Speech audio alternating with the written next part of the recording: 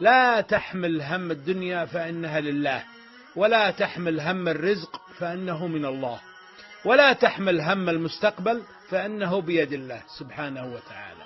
فقط احمل هما واحدا، وهو كيف ترضي الله، لأنك لو أرضيت الله رضى عنك وأرضاك وكفاك وأغناك.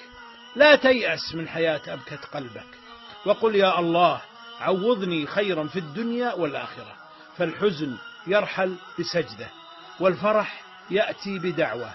لن ينسى الله خيرا قدمته، وهما فرجته، وعينا كادت أن تبكي فأسعدتها.